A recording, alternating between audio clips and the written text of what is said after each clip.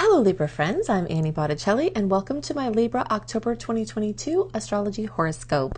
This is for you if Libra is your sun sign or your moon sign or your rising sign or any other placements of Libra that you are watching for. This will be part of your astrological picture. And if your birthday is, say, October 15th through the rest of the sign, or you have a degree like 23 degrees to the rest of the sign, then I additionally suggest you listen to my Scorpio report because you very late degree friends can benefit from both.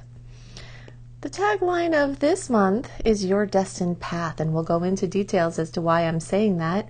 We've got a very, very, very full month, a very, very intense month, maybe one of the most intense of the entire year in general, and we'll look at the pieces as to why that's true. I'm going to do a brief summary here, and then we'll go into the chart and go deeper and see how this is all directly related to the Libra experience. This month, October, we have more salty compared to sweet aspects. The salty ones are the difficult ones. The sweet ones are the sweet ones, just like it sounds. And our ratio is a little off this month, so that means we're going to have speed bumps in the road. That's not the only factor that's giving us speed bumps in the road. We've got Mercury retrograde, especially through the middle of the month, then it's clear. We've got impending Mars retrograde, which actually intensifies as soon as Mercury clears up. We have Jupiter still in retrograde. We've got a full moon in a sign opposing yours. And then we've got those eclipses. So this is a very big deal, radical changes afoot. And the last Saturn-Uranus square. If you don't know anything about this, this is a big thing that has been a dominating theme for 2021 and 2022, and this is our last run. I'll go into some details about when this happened before it was very strong, what the implications are. It will be strongest around October 1st through 12th, but it definitely will start before then and linger into November.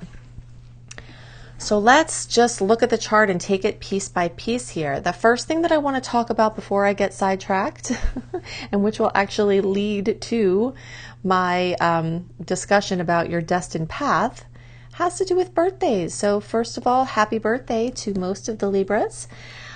The sun, when it comes back to the same point in your chart as it was when you were born, creates a portal for wishing. So you get to have the universe be more receptive to your wishes at this time. And even if you're watching for a position other than your sun for Libra, the sun crossing over whatever your Libra placement is does create a portal for intentions where you can intend and put energy out to the universe. And this is actually part of the story of your destined path. Okay, so this is a factor here. A lot of times in the weeks before your birthday, you start to see a lot of the things you don't want, which helps you to know what you do want, which helps you to use your wishing or intending power. This is purposeful by the universe, and that is a factor here. So the things that you want for your life, sometimes the universe speaks to us through desire. That is one of the languages of spirit. If you want something really badly, sometimes it does relate to your destiny. But there are other times where there are things that you're avoiding. Like I was avoiding astrology. I had an astrologer tell me I was going to be an astrologer. She said, when I first had my chart read, you're going to be a famous astrologer. People are going to know you all over the world. All of these things are going to happen. And I said, well, that's great, but I'm not interested in astrology. But you see how that path hunted me down, right? So we've got a combination of listening to spirit with the things that your desires are leading you on this path. And then we have the paying attention to the synchronicities and the natural flow when you pursue those things to see if you're still staying on track. And this eclipse time is a very big time of readjusting your trajectory. So we'll get to those pieces in a second. Let's take it piece by piece. We've got the desires and intention portal open. Then we've got this very extended Mars retrograde energy, and this brings a lot of layers into the equation. First of all, it's going retrograde in the house of your belief systems, your expanded view on the world, or lack thereof, or whatever you got going on as far as how you see things. Mars is working to make some changes there in a long-term way. So we're talking about from like September of 2022 into March of 2023, you've got Mars working this area. So this means that your destined path might actually require some more education, okay? This could mean that you need to go into education if you're not already in it. If you are in education, it might make you ask the questions. Do you need to do it differently? Do you need to get more, information, or do you need to go on a completely different path altogether? So this might be a time where you finally start taking some classes or learning some things on the topics of your passions and your dreams. Okay, so we've got Mars making a beautiful angle. A lot of the signs are getting really worked with some of these aspects, but Libra, you're fortunately having this in a nice angle. So this whole discovery process, and it is a discovery process, this whole questioning process of, how you're going to bring your passions out into the world. What do you need to do that? What are your interests? How do you see things? How is that affecting how you are and who you are? This is in a beautiful angle. It's a trine. It's the most favorable angle in all of astrology, represented by the triangle. So this is really great, and this is at work, and this is very strong this month, and this is part of you figuring it out. What is it you're supposed to be doing? And just sort of following the flow there. Then we've got this beautiful combination of Saturn, who usually can be a chop buster, in Aquarius, which is a fellow air sign. So we've got some actions of this grand trine between your energies, Mars in retrograde and Saturn. So this is really exciting because the 5th house is the house of your passions. It can also be kids, children, putting yourself out in front of people, hidden talents coming to light, things you get to discover about yourself. And there's a link here between education, between creative expression, and between your identity and what you're showing the world. And all of this has to do with getting on track with what you're supposed to be doing. Okay, so this is all lit up beautifully at this time. So what do we have that seems to be working against it a bit, or that we're sort of having to focus on additionally? And this for Libras is Jupiter, Chiron, both in retrograde in your 7th house, opposing your sign. This is a point of conflict, not super easy and sweet like these ones. So that means that your relationship space is trying to expand, maybe at a time when you are busy with your schoolwork, or whether you've got stuff going on with your kids, or there are things that want to expand in your relationship space, and you're in the process of trying to make room for that. And also ask questions about, do you have a strong enough foundation for the expansion? That's what Jupiter in retrograde is about. Okay, we talked about Jupiter being in retrograde as one of our points here. So from the end of July until November 23rd, Jupiter's going back through everything in your relationship space and everything in your space of your identity and what you're presenting to the world, because it's the sign of Aries, which rules this house, and then it's going through the house of partnerships, which is the 7th house. And so it's asking, are those things structurally sound, or do you need to do a little bit more foundational work so that you can have the highest skyscraper you could possibly build while also being super strong? Okay, so Jupiter will expand, but when it's in retrograde, it's really looking for making sure that that expansion won't topple your creations.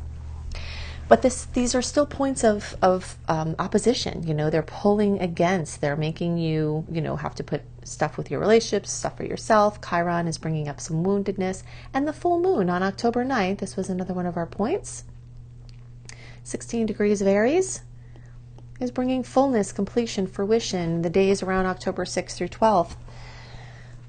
Drama, possibly, something that needs attention in your relationship space. Maybe it's a wonderful accomplishment. Maybe it's a breakthrough. Maybe it's a fight. There are many ways this can manifest, but it's calling for your attention, and all of the Libras will feel that.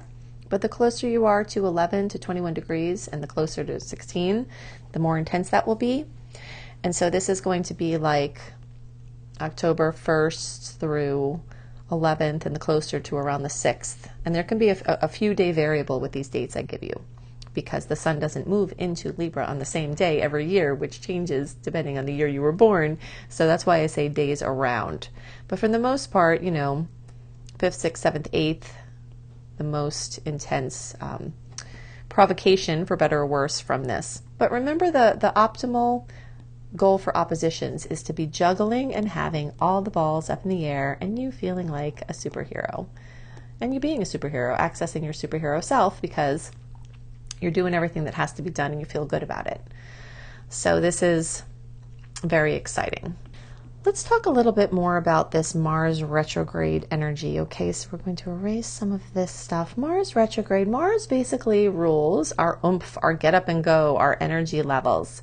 And with Mars in retrograde, your energy levels might be lower, or your ambitions might be lower, or your follow through might be lower, and your laziness might be higher. Even if you don't consider yourself to be a lazy person, the best of us get affected by this transit. And if you are someone that tends to procrastinate, you might find you're procrastinating more. Okay, so all of this is brought to us by this storyline for Mars, which I already said is in a nice angle for you, but just a couple of points to know. It's not a time to force things. It's a time to be the spider and sit in your web that you created during the times where we weren't as much in retrograde, and just wait for food to come to you. Okay, so you're in your web, you wait for the food to come in instead of trying to force building more webs or trying to make something happen. And similarly, I like to use the visual. You're on the shore, and rather than trying to force your boat out against those waves that are coming in, you just sit there on the shore and wait to see what the tide brings you.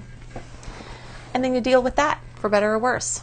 All right, so the Mercury retrograde, the Mars retrograde, the Jupiter retrograde, that's all the storyline for the retrogrades, is just being that spider and being the earthworm. Actually, the earthworm goes back and back and back through all of the dirt. You put them in the compost and they help to break it all down to make fertile ground for new creations. So you're just going to go back over things and just deal with what comes to you. And that's how you can have a very happy Mars retrograde. Your alert is as soon as you start feeling frustrated because you're trying to make something happen, you might have to drop the agenda. Okay, this is a big thing of Mars retrograde. Now, while we will have the second half of Mercury more clear from, because Mercury won't be retrograde and its post-shadow period will have cleared. So that makes it a little easier to schedule stuff in the second half of October and beyond. Makes it a little easier to have some clarity on certain topics. However, we are still kind of in this story of the retrograde. And we'll lose a layer of that when Jupiter goes direct. But this Mars thing will be going, for a while, to the middle of January, and it will extend out in the post-shadow into March. So for all that time, things on your destined path are experimental. All right, so we're going to do experiments. We're going to try things on. We're going to, have low stakes attempts at things. We're going to have flexibility and kind of follow the passion, follow your flow. And when things get very frustrating, just step away from them. You don't have to throw the baby out with the bathwater and say, forget it, I'm all done with this. Just take a gentle step away, a breather, and you might find that your energy returns quickly when you honor it that way. Okay, so the next piece, let's just get right into, actually, do I want to get into the eclipses? Yeah. All right, let's talk about the eclipses. So eclipse time, get some details going here. October 25th, we've got a 2-degree Scorpio solar eclipse. November 8th, we've got a 16-degree Taurus lunar eclipse. September through December is eclipse season, but the heat of eclipse season is in October and November, and here we are right in that space.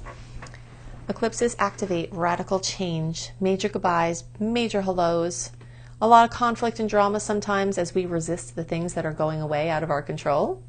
A lot of times we get trajectory shifts where we're going in this direction and all of a sudden something happens and Spirit says, nah, you're going in this direction now. But you can be sure that you have a chance to clear out negative karma. You have a chance to activate positive karma, and you have a chance to step on your highest path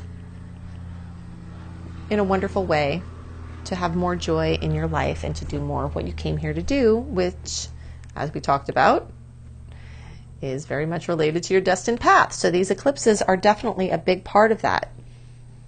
And this for Libra is highlighting the same houses that the signs are highlighting. So Scorpio and Taurus are getting highlighted by sign, but in the Libra chart, the houses of those signs rule are also being highlighted. So you're having double duty here in the my stuff versus our stuff spectrum, your autonomy versus your shared resources. And there's a shuffling around. Maybe you've been focusing too much on other people and you need to focus on your own things. Maybe you've been too wrapped up in things you're working with and people in your life need some support and you can benefit from binding with them. But a lot of this also has to do with money.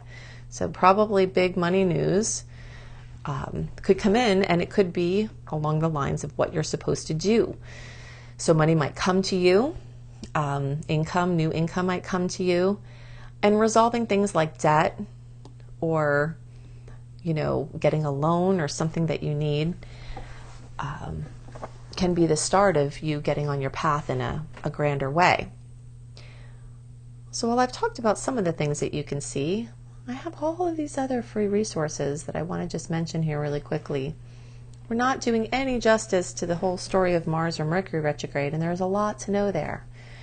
So if you search for Annie Botticelli and Mars retrograde or Mercury retrograde, you'll find my YouTube videos and blogs, and that can really help to support you to understand and align with the natural rhythms of the universe.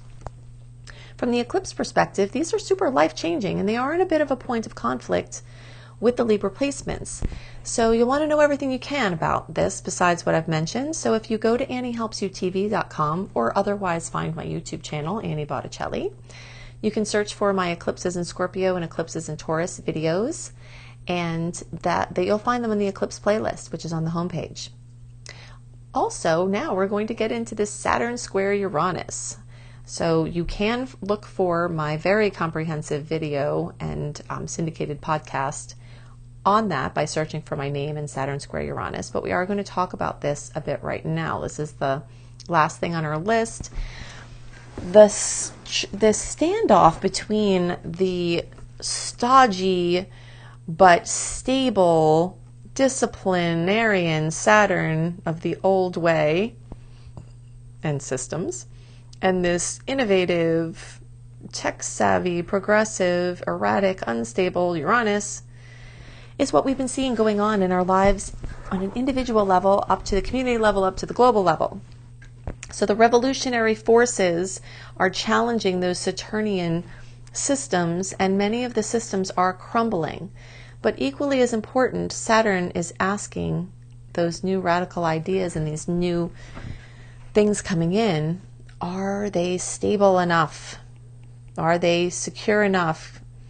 How do we hold our stability to protect from chaos while the new way starts to come in?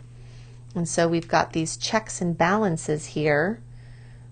I guess we need to erase that so you can see this a little better.